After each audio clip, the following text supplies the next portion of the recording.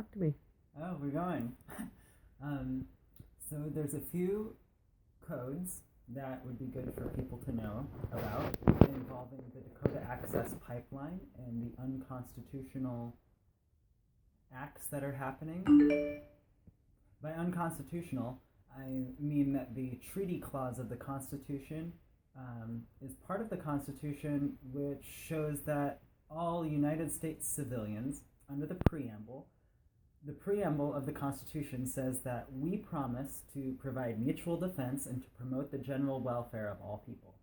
So in America, to each his own doesn't really exist. We're united, we stand. It's really great. And under the preamble and under the Constitution, we're bound as a people to be allies with Native American lands and Native American people. And Dakota Access is an artificial person. It's a corporation who has some executive officers who drew up a plan to put a pipeline directly across Native American land. It wasn't their land. And the officers of Morton County, North Dakota, are enforcing that executive order because it got permission through the Army Corps of Engineers. I don't know who the exact officer within the Army Corps of Engineers is who authorized that, but I would like to see the name on the signature because extortion under Black's Law Dictionary means to sign off more than you have the lawful right to sign off. And whichever officer in the Army Corps of Engineers signed that authorization performed extortion. They may not have known that they did, but under constitutional law, they weren't lawfully able to sign off Native American lands. And so every officer, every county official I've seen in the videos and watching the pipeline videos, took a constitutional oath of office and swore to uphold the treaties and to help protect Native Americans against invasion. And this Dakota Access pipeline, perhaps the executive officers didn't mean it this way, but it is an international invasion. It's against United States law. Now there's a few codes. One of them is called the United States Code, Deprivation of Rights Under Color of Law. And it basically, in short, you can look it up. You can find it on the Department of Justice website. You can find it on the Office of Law Revision Council of the House of Representatives website.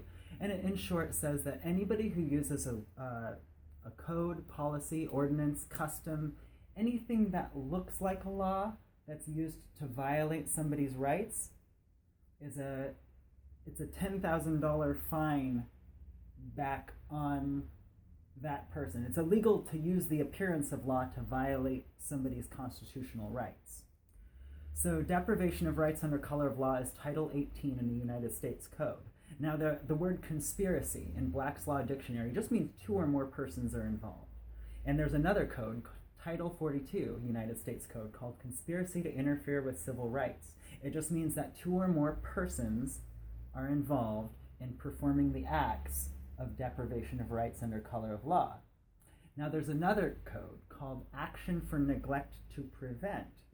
And it says that if a person is witnessing conspiracy to interfere with civil rights happening, and they could do something, but they don't do anything about it, that they can get tried as part of the conspiracy. So I could tell the judge, Your Honor, I could have been tried with conspiracy to interfere with civil rights if I didn't point out something. And so I'm not going to get tried with action for neglect to prevent. I'm going to point out that Native Americans are having their rights violated under color of law. I see it happening. I'm witnessing it. I don't consent. I've sworn to mutual defense because I believe in what's good in this world. So there's another code called Intervention of Right. It's in the Federal Rules of Civil Procedure, Rule 5.1, and it says that the court must permit anyone to intervene so long as a federal statute forces that intervention of right. And so the action for neglect to prevent is forcing my intervention of right. and the court must permit it. If nobody reports that United States Code deprivation of rights under color of law is happening, then the oath keepers don't have the constitutional authority to be able to defend such law. There's a few things that need to happen. Get the names of the officers. Every officer who's present at that place has a name, has a badge number. Go around, write their names, write their badge numbers, be nice to them, thanks for defending your right to due process and your First Amendment right. Write down their eye color, their hair color, their ethnicity, and write it next to each of their names and get each of their names. And that can be filed at the local headquarters of the sheriff's department. Go to the internal affairs department, file a complaint, put those officers' names in there, and ask the clerk to give you a stamped, signed, and dated copy of the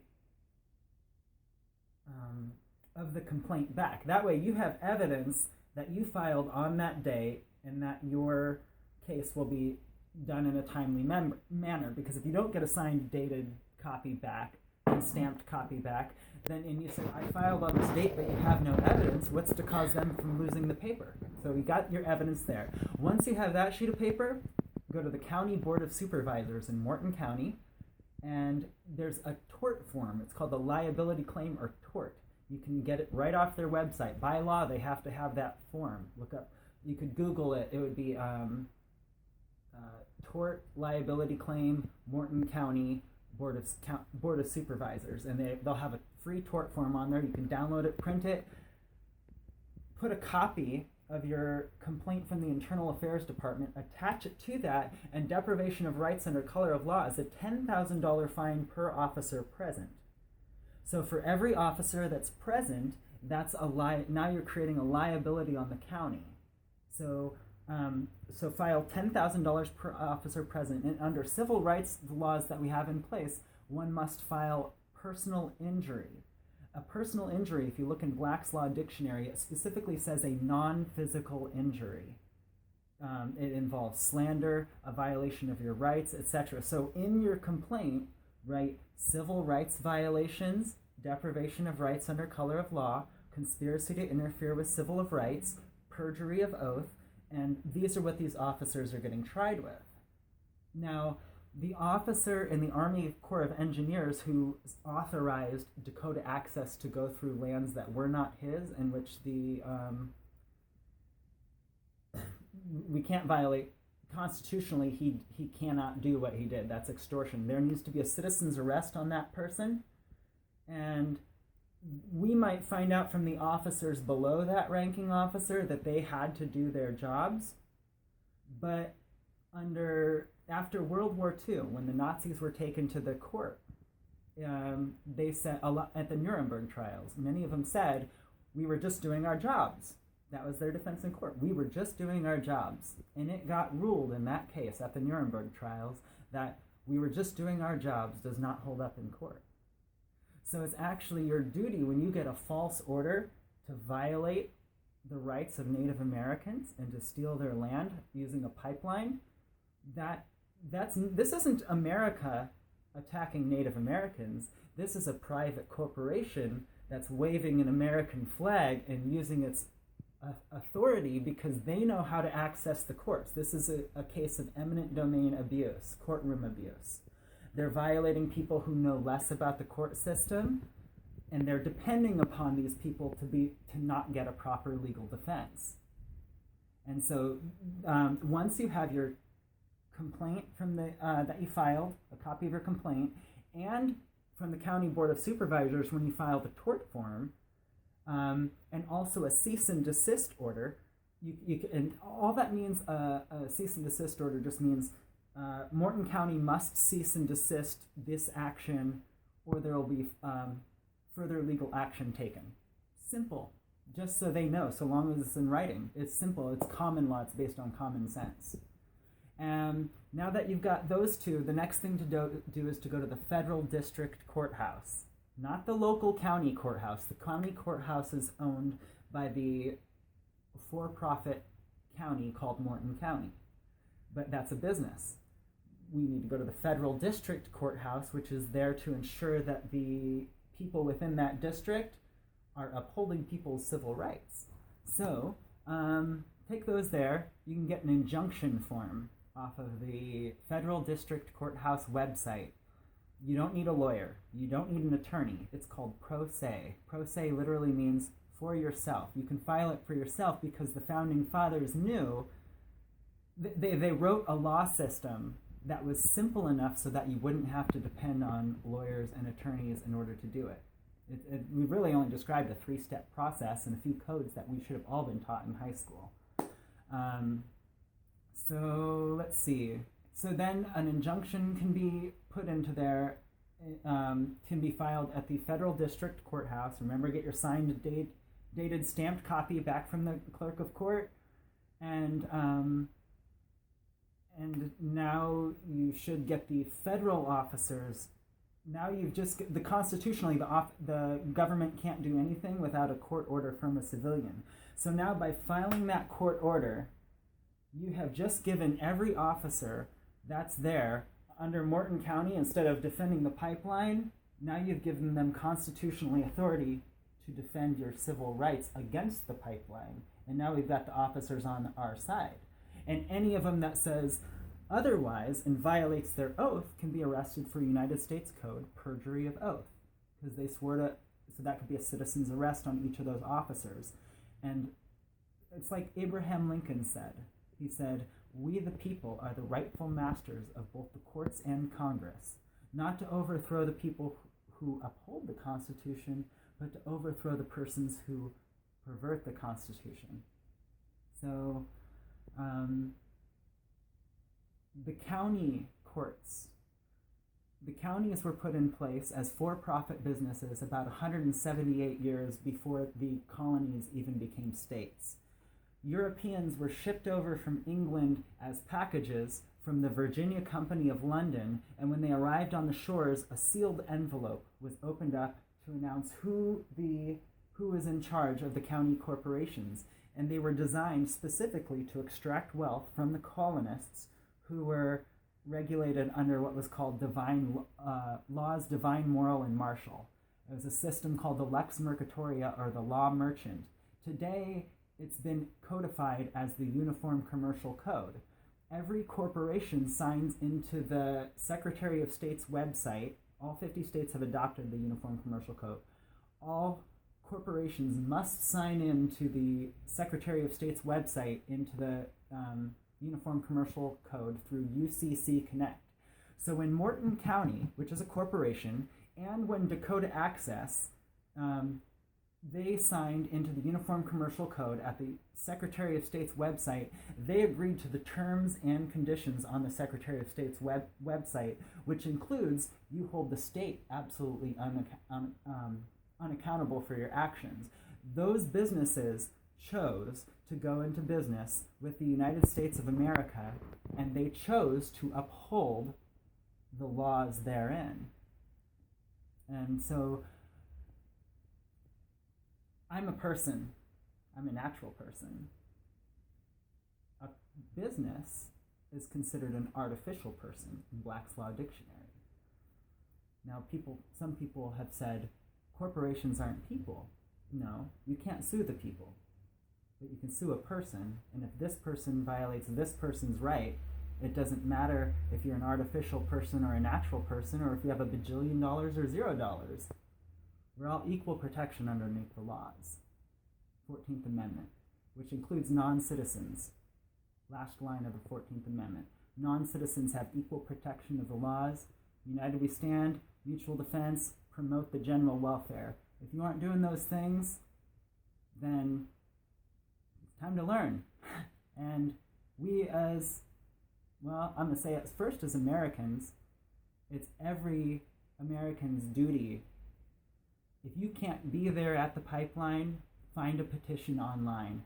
Stick your John Hancock onto one of the petitions saying don't violate the treaties, so that your great-great-great-great grandkids can say, my ancestors' signature's right there, and I stood on the right side of history, and I'm proud of that signature because we changed history. And for the first time, we learned in those schools the entire time about what happened to Native Americans. We see it on the news still. We see the corporate media has been ignoring it. But we don't have to. We're not those choices. We're today. We're stepping into the history books.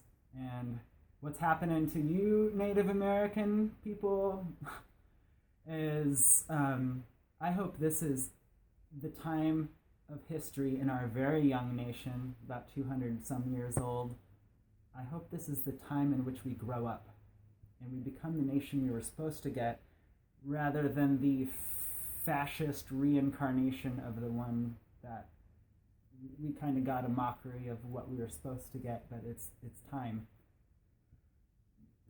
Place to grow food and to lay your head without owing anybody else is an unalienable human right. God gave us infinite soil. And I guess that's it for now.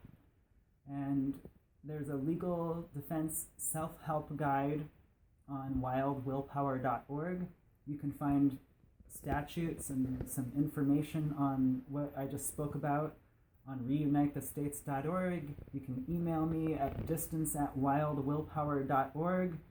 And I want to thank all the veterans, the troops, the officer, the NSA, Obama, whoever's watching this, whatever your role is. I want to thank the person scraping right now, who's scrubbing the toilet at Rite Aid, for holding this beast together so we have time to get from where we're at now to where we need to be.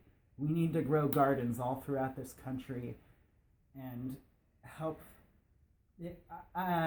People on welfare right now might be creating the food safety net so that the laborers that are working those jobs, pretty soon you're going to look at your neighbors and you're going to look at both of their yards, and it's going to be big, beautiful garden on either side. And pretty soon, as we ecologically heal our nation, we're no longer going to have to be dependent on things like rent or mortgage, because we can out-abundance our situation. I'm kind of getting on a tangent, but there's other ways besides maintaining our dependence on oil, maintaining our dependence on the fascist system, which has haunted people of all colors all around the country for too many thousands of years. And it's time to do unto others as you'd have done unto you. And to me today, that means I either say nothing about the pipeline and the invasion and what's happening, or I say something. So I'm going to peaceably assemble with my fellow civilians under the First Amendment and petition the government for a redress of grievances. And I want satisfaction for long overdue suffering. I and others have some reasonable lists of demands, and that includes we need to get sustainable from coast to coast so nobody has to depend on invading other people's lands for oil pipelines so that they can feed their families ever again. Because these officers are getting extorted. They're probably trying to feed their families, and they have to do this because they're like, either this or my family can't eat. I'm sorry for your suffering. I'm sorry that you're not getting to be the human that you deserve to be able to be on this planet. But have faith, care, speak up, say you care. Don't be afraid to say you care. When your friends are saying, I don't care, or nobody cares, or blah, blah, propaganda, say something. Show you care. Disobey some orders. Throw in your badge if you have to, or hold on to your badge, and if they try to take it to you, say, no, I'm upholding my oath. God bless the troops. God bless the truths. And thank you, protesters, so much. I think it was JFK said that until every conscientious objector is treated with the same respect as every veteran, until that day, this world will not know peace. But we will, and we are. And we're getting it, and we can't have peace in a state of fascism and rental slavery. But what we can have is